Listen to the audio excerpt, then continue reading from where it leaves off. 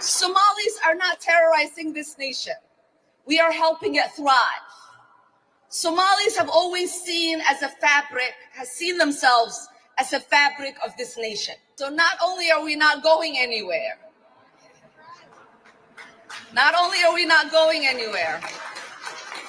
we are not going to allow anybody to make us feel less Minnesotan or less American. Minnesota's largest Medicaid fraud case just got bigger. Today, the Attorney General's office charged 3 more people in a home health care scheme, now exceeding $21 million. Lou Raguse has been covering this case since the start of the investigation. He joins us now with an update. Hey, Lou. Chris and Julie, the 3 new defendants account for $10 million of alleged fraud while claiming to offer home health services and making reimbursement claims to the government.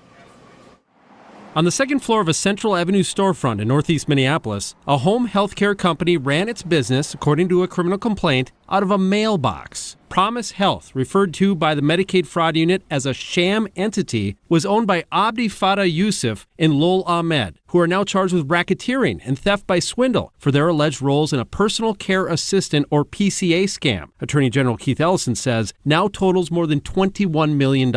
It involved everything from false documentation, overbilling, billing for services not provided, kickbacks, and diversion of funds for personal uses, among other things. Legitimate PCAs offer home health services paid for with Medicaid reimbursements, taxpayer money for the elderly and disabled. Promise Health is accused of billing the Medicaid program for $7.69 million, 94% of which was fraud. The couple is accused of spending $22,000 of taxpayer money on furniture, $80,000 at luxury clothing stores like Coach and Canada Goose, and at least $42,000 at luxury car dealers. Prosecutors connected the 3 new defendants to 3 others charged in December, led by Abdi Rashid Saeed. Do you have personal relationships with the individuals who gave you these checks, Mr. Saeed?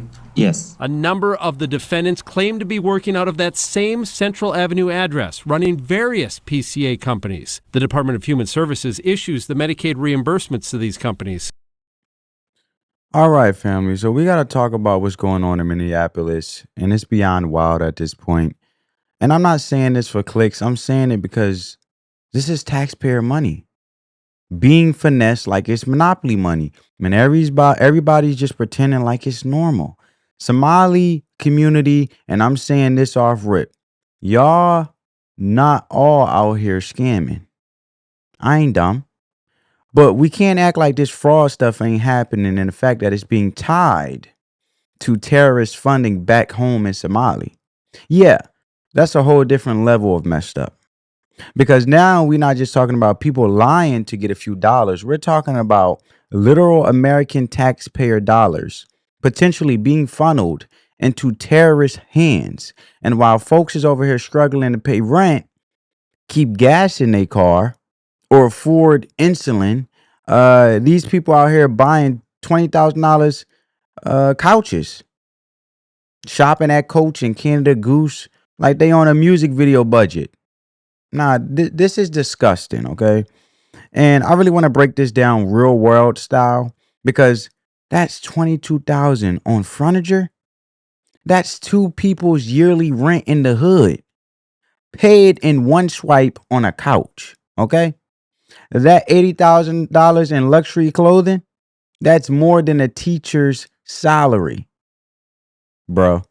And this ain't startup modules or tech geniuses. These are folks pretending to wipe old folks' butts, let's call it what it is, while secretly cashing checks from Uncle Sam. And for what? To floss? To impress people that don't care about you? To post a pic in a Canada Goose jacket in July? Come on, bro. You robbing the same system that's supposed to help the most vulnerable people in society. You should be ashamed of yourself. That is so sickening when it comes to playing on the vulnerable, like kids and the elderly, who at once the elderly, which we are going to get old one day, we all are, also most likely 99% was in the workforce. The individuals you're taking care of now because they're the elderly now. They're a part of the elderly. So it's mind blowing to me. Like, come on, bro. It's your grandma, your disabled uncle, that lonely war vet who needs someone to help him eat or clean. You stole their damn lifeline so you could look fly on Instagram or whatever social media platform you on, Facebook, whatever. And don't even get me started on these home health care companies, because I'm starting to think half of them are just PO boxes with vibes. Bro, you got whole companies being run out of a mailbox. A mailbox, my guy, not an office, a dang mailbox. That's not even low key. That's straight up cartoon villain behavior. Imagine pulling up to a legit business meeting in a legit business meeting, and the CEO's office is just unit, I don't know, unit 123 at the UPS store. Like, sir, where's your staff? Check box, I don't know, B123, B3. Nah, and they billing Medicaid for millions. Like, oh yeah, we helped Miss Johnson with her meds today. No, you didn't. You was at the Gucci store. And what's worse is these people get caught and you're like, finally, some accountability. But nah, because here comes Judge Karen from Wokeville, appointed by some blue state Democrat governor. And she's like, actually, I don't think he meant to do it. Like, what? So I want you guys to check out this next clip, man. This is mind blowing to me.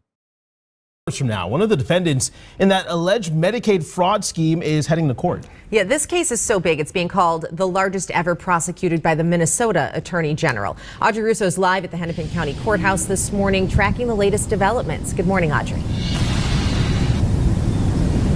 Good morning. At 9 a.m., the person prosecutors describe as the principal actor in a nearly $11 million Medicaid fraud scheme is due before a judge. And this comes just 5 days after the defense tried to get all of the charges dismissed due to a lack of probable cause. Now, that motion was denied by a judge. Take a look at this paperwork we found through the court website. Now, Abdi Rashid Saeed is charged with 10 counts, including perjury, racketeering, and aiding and abetting a theft by swindle. Saeed and two others are accused of operating personal care assistant businesses where they allegedly overbilled clients to secure Medicaid reimbursement funds.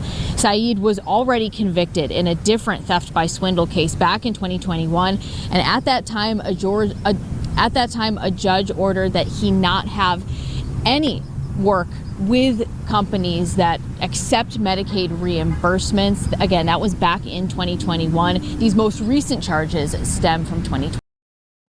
Mind blowing to me. And the man still preys on the most vulnerable, and still, even though a judge back in 2021 said this man cannot work where Medicaid funds can be received when it comes to healthcare situation, you don't think that he's still going to be desperate enough to find a way around it? That's like you telling a drug dealer, oh, you got locked up, you won't get locked up no more as long as when we let you back out on the street, you don't do no crime and you don't sell drugs and poison and trying to harm and kill people for the profit of your own selfish gain, right?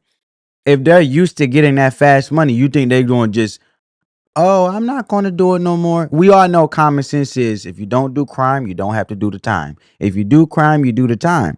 But if they're so used to the lifestyle of fast money and they don't want to work a job and work 40 hours a week and so forth, you think they're not going to scale back and say, man, forget this, man. I'm going to go back to what I used to because it's fast and it's convenient for me and my selfish gain, no matter at the cost of the health or people dying because I want what I want when I want it. And I'm used to this. And at the end of the day, I'm not clocking into no clock and working no job because I don't want to wait. I want my money now. But they don't want to start up a legit business. They don't want to do none of that. So what do you think this man was going to do when he already got caught with theft and so forth and dealing with Medicaid and being a fraud of himself back in 2021? You thought it was going to stop now? He was never going to stop is my point. Because obviously he got away with it for so long, he's just going to find another loophole to continue to go back to that fast money he was getting. See, usually people like this they haven't stopped. They've been doing this numerous times. They just finally got caught. And even when he got caught back in 2021, he's still doing it again. My point exactly. It's not the first time he's been doing this. Back in 2021 was his first time he got caught. And now he gets caught again because he's not going to stop doing this. This man should be exempt. He should be nowhere near these type of healthcare, nothing. I feel like if you, I want to know you guys' opinion down in the comments below. I feel like if someone could prey on the most vulnerable, when you get older, how about you don't get no healthcare and you don't get no help? So you better stay healthy, buddy. You want to abuse and take care of, abuse and act like you're taking care of the most vulnerable, which you're not. And you think American taxpayers are supposed to take care of you when we already funnel money that you was obviously being a fraud and receiving these funds for your selfish gain, when American taxpayers are paying to help the elderly who were once in the workforce. And that's basically like our return. That's basically like our give back to those who can no longer work, and also a thanks of gratitude for individuals who were valuable at the time when they weren't elderly that worked. And now in exchange, we take care of them by paying taxes fairly because they're older now. But to have a fraud involved to prey on the most vulnerable like the elderly and get rich, how about you don't get no health care? How about you cannot step foot in no American healthcare facility? You are banned for life. You better stay healthy, buddy, because we can't take care of you when you elderly, since you like to prey on the elderly on the backs of the American taxpayers who are paying to make sure that services are given to the elderly as they deserve, because they are elderly and they are vulnerable.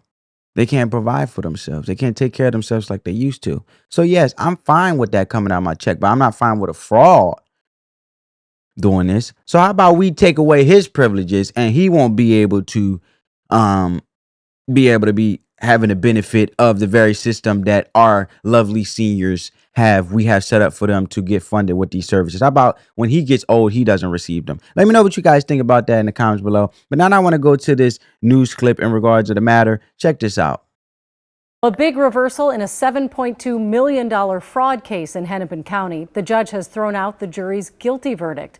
This is a case Lou Raguse has been following since the beginning. The judge's actions could make it harder to prosecute state fraud cases in the future. Lou? Julie, it's extremely rare for a judge to reverse a jury's verdict in a criminal case. Jurors I spoke to today told me it was not a difficult decision to find Abdi Fattah Yusuf guilty in a Medicaid billing scheme, and they're surprised by this development.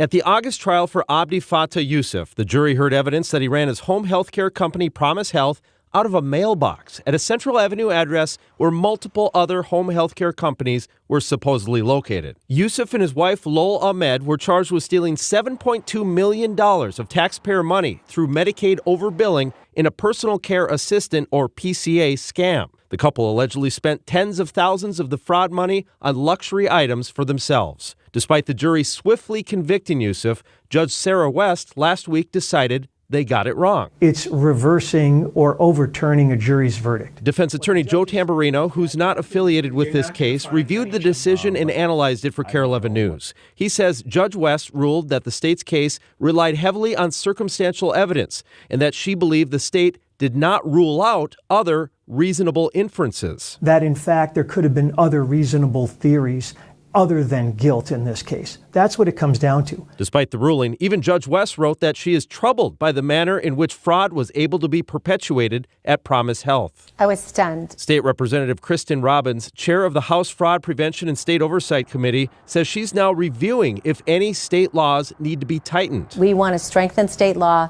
so that we can get prosecutions out of these cases, because clearly a jury thought he was guilty. Jurors in the case can't believe the decision. I am shocked. I'm shocked based off of all of the evidence that was presented to us and the obvious guilt that we saw based off of the said evidence. It was not a difficult decision whatsoever. The deliberation took probably 4 hours at most. Based off of the state's evidence that was presented, I was beyond a reasonable doubt. The attorney for Mr. Yusuf, Ian Burrell, sent me a statement today that says, in part, Judge West's ruling affirms what we have maintained from the beginning, that our client, Mr. Yusuf, was wrongfully accused and did not commit fraud or racketeering. The Attorney General's office filed an appeal this afternoon, so the Minnesota Court of Appeals will take a second look at this decision. Julie. That is sickening. That is sickening, family. And you mean to tell me, see, down it makes me question the judge. Are you part of some type of scandal? If you can be this careless and create this type of verdict, on the behalf of American taxpayers, because we know judges get paid by taxpayers. It makes me now be suspicious about the judge making this type of verdict that's so obvious, right? Just common sense approach. And I come to realize, and I didn't know this, but some judges don't have to have a law degree to be a judge. I didn't know that. I actually had to learn that, because while most judges are lawyers, some judges don't have to go to law school, particularly for lower level local and state courts. Right? 32 states allow non-lawyers to serve as judges in some capacity, such as justice of the peace, or especially in situations where the cases involve like low stakes or local matters. And for higher level positions, a law degree and a bar admission are generally required. But when you look at the lower level courts, non-lawyer judges are most common in such as municipal or magistrate courts. And the case types typically have like traffic violations, misdemeanors and stuff. But I don't care, from the lower level all the way to the top, it has to be fine like wine. You're still getting paid by taxpayer dollars, and you're still creating decisions based on the backs of other individuals' decisions. And you can create enabling behavior, and it starts with minor crimes, and then it builds up to major crimes, in this case with this fraud situation. So I find it interesting, as it makes me not only look or question the discernment of the judge, but also this is obvious that this man is guilty. And that's what I meant by this Judge Karen from Wokeville, appointed by this blue state Democrat governor. She's like, actually, I don't think he meant to do it. Like, lady, a whole jury sat through all the evidence and read the documents, saw the receipts, right? Listen to the testimony, and then they come back and say, oh yeah, he did it. The jurors didn't hesitate. 4 hours tops, boom, guilty. And she just tosses it like it's a half-eaten salad. You got to be kidding me. So what? Now we're saying if you just own the scam business but act clueless, you get a get out of jail free card? Is that what we're doing now? Like, imagine you're the owner, right, of a trap house, right? A trap house, if those who don't know what a trap house is, it's basically a house where they sell drugs out of. And you're like, well, officer, I didn't know there was crack in the attic. Like, come on, man. You think that flies with anybody else? Black folks been doing time for way less. You think if it was, and it's not even about black folks. You know what I'm saying? Just American citizens in general. I'm just speaking in regards to the culture and me, having family members, just speaking from experience, from what I know and seen. Black folks doing time for way less. And you think if it was a 19-year-old dude from Southside Chicago running a fake PCA business, you know what I'm saying? Running a fake painting contractor association business, and the court's going to say, oh, he didn't know. Nah, he going to get the whole RICO combo meal. But let somebody with connections, a little business registration, a Somali last name claim ignorance, and suddenly the judge want to get philosophical and talk about reasonable doubt. Like, nah, miss me with that, man. Miss me with that. If you the face of the company, your name on the LLC, and millions in fraud run through it, then you got to hold that. You think if this was a regular working class individual or some random dude, from the projects, they'll be like, oh, maybe he didn't know? Hell no. But somehow this dude's innocent is possibly just because it was circumstantial evidence. Like, bro, people go to prison every day off way less than that. You get caught with, I don't know, marijuana or something in the neighborhood, wrong neighborhood, and they hit you with the intent to distribute a blunt or something. I don't know. They hit you with intent to distribute because we all know that all certain states are legal to be able to smoke marijuana, but then there's a certain limitation. It's a certain amount and all that. I don't know. I don't smoke, but I have family members that do. But this man got millions going in and going out with his fake healthcare business, is my point. And we're arguing maybe he didn't know. Get out of here. You can't get that much money and don't know. And now the state got to appeal just to get the guilty verdict back. And you got jurors literally shocked, like, we saw the evidence. We convicted him. What the hell is this? One, you even heard him, in the news. The video, the clip I just showed you.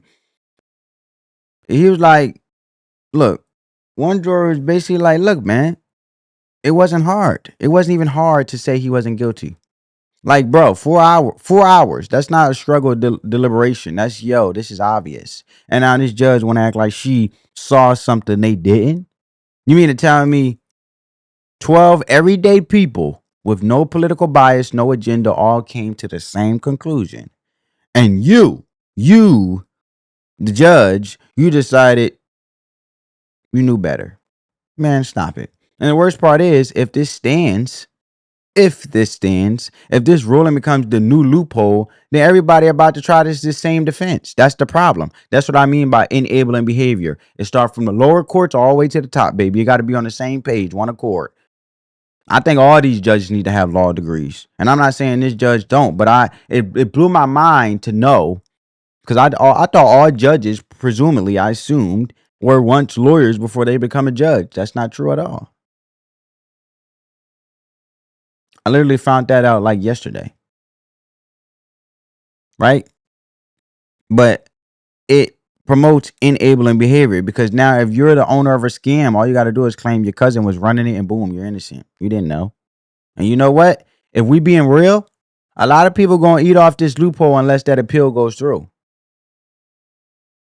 Watch how many cases get tossed now. This is a domino effect waiting to happen of destruction. And this scam operation going to use this case as a blueprint. It's basically a how-to guide for Medicaid fraud now. That's how bad it is. And it keeps coming out the average everyday Joe American taxpayer check. That's what pisses me off. It comes out of my check. It comes out of your check. Working class people, man. And we're talking about rich pay your fair share. But what about the individuals that's trying to build, trying to figure out and make something out of themselves, to have a house and leave their family something? They just keep being taxed to death while this fraud is going on. And this whole case is being funded by taxpayer dollars, because the judge get paid by taxpayer dollars per case, depending on how many cases they take on, no matter what level of the courts. Lawyers, we already know they win, period, right? Because they eat regardless. They're going to get money because they got to represent the case. So it's a win for the lawyers. And it's just a strong alone case that is so obvious, that's on the backs of taxpayers to pay the judge and so forth. And all the resources that come with the courts to be up and running.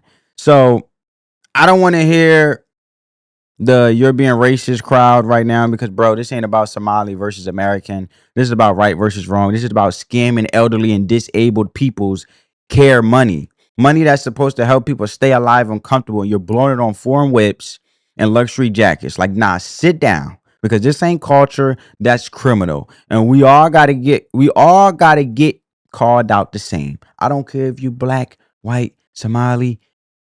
I don't care. Fraud is fraud, bro. And when you out here moving millions, you better expect people to start asking questions.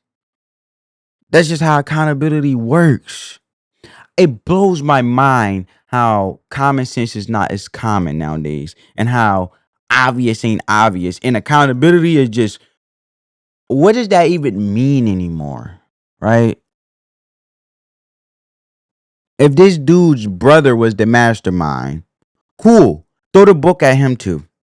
But if you don't just skate because you claim you ain't see what was going on while the money went to your bank account. Because I'll give you another example, and I'll close here. Let me know your guys' thoughts down in the comments below. And if you got this far in the video, make sure you subscribe, join the family, and get this video a big thumbs up. It definitely helps crush that YouTube algorithm.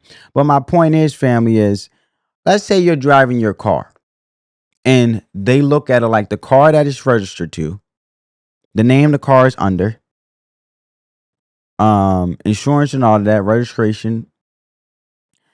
If you invite your friend in the car and your friend has illegal substance on them and you happen to get pulled over and the cops see something suspicious that they're talking to you regular and they want to do a car check, right? Because they have something, because even though they pull you over for something, it could be as simple as whatever, you know, you speeding for a little bit, and they just wanted to say, hey man, just give you a warning.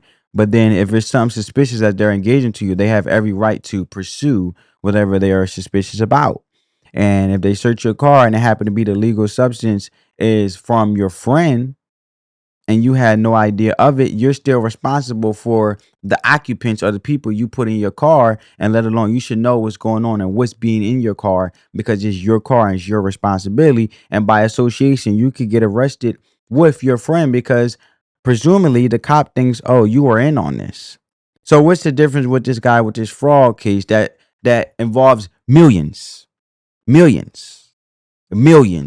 of taxpayer money? Medicare fraud. What's the difference? What is the difference? So yeah, this is way deeper than one case. This is about how the system keeps dropping the ball and how it's keep getting worse unless people, judges, prosecutors, lawmakers start plugging these holes. Because if not, they're gonna keep looking at loopholes, the scammers, and we're gonna keep seeing more of this, more fraud, more appeals, more taxpayer dollars being lit on fire. And more everyday folks losing trust in the justice system. And once that trust is gone, it's a wrap. You can't get it back.